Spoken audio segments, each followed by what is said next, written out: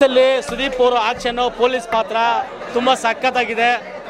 Max ಅಲ್ಲಿ ಸುದೀಪ್ ಅವ್ರದ್ದು police ಪಾತ್ರ ತುಂಬಾ ಸಖತ್ತಾಗಿದೆ.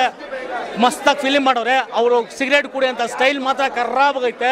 ಫೈಟ್ ಹೊಡೆದವ್ರೆ ಸರ್, ಎಲ್ಲಿಂದ ಹೊಡೆದವ್ರೆ ಸರ್, ಯಾರು ಸರ್ ಫೈಟ್ ಮಾಡಿಸೋ ಅಂತ ಕೇಳ್ಬೇಕು. ಆ ರೇಂಜ್ ಹೊಡೆದವ್ರೆ.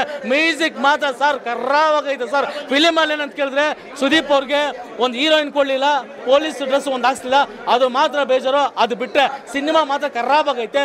ಒಂದು ಹೆಣ್ಣು ಮಗುಗೆ ಅತ್ಯಾಚಾರ ಆದ್ರೆ ಆ ಒಂದು ದೌರ್ಜನ್ಯ ಮಾಡಿದಂಥ ಗಂಡು ಮಕ್ಕಳಿಗೆ ಪಾಠ ಕಲಿಸುವಂಥ ಸ್ಟೋರಿ ಇದಾಗಿದೆ. ಮಸ್ತಾಗಿದೆ. ಪ್ರತಿಯೊಬ್ಬರು ಬಂದು ನೋಡ್ಬೋದು. ಮೊದಲೇ ಸುದೀಪ್ ಅವ್ರು ಮಾಡೋ ಮೂವಿನ ಕುಟುಂಬ ಸಮೇತ ಬಂದು ನೋಡ್ಬೇಕು. ಅಂಥದ್ರಲ್ಲಿ ಸುದೀಪ್ ಅವ್ರು ಮಾಡಿರೋ ಈ ಮೂವಿನ ಕುಟುಂಬದ ಪಕ್ಕದಲ್ಲಿರೋ ಮನೆಗಳು ಕೂಡ ಕರ್ಕೊಂಡು ಬಂದು ನೋಡ್ಬೇಕು.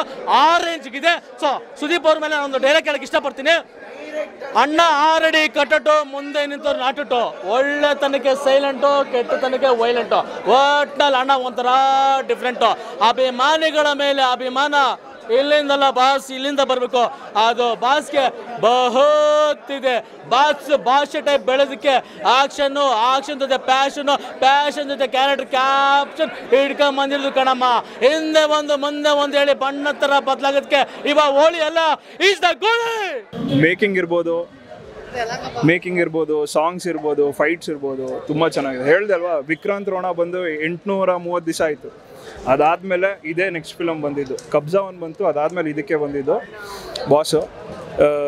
ಮೇಕಿಂಗು ನೀವು ಅದನ್ನು ಥಿಯೇಟ್ರಲ್ಲಿ ನೋಡಿದ್ರೇ ನಿಮಗೆ ಅದು ಅರ್ಥ ಆಗೋದು. ತುಂಬ ಚೆನ್ನಾಗಿದೆ. ಒಂದೊಂದು ಸೀನು ಹೆಂಗಿದೆ ಅಂದರೆ ಅಲ್ಲಿ ಹೋಗಿ ನಿಮ್ಮ ಥಿಯೇಟ್ರಿಕಲ್ ಎಕ್ಸ್ಪೀರಿಯನ್ಸ್ ಮಾಡಿದ್ರೆ ನಿಮ್ಗೆ ಅರ್ಥ ಆಗುತ್ತೆ.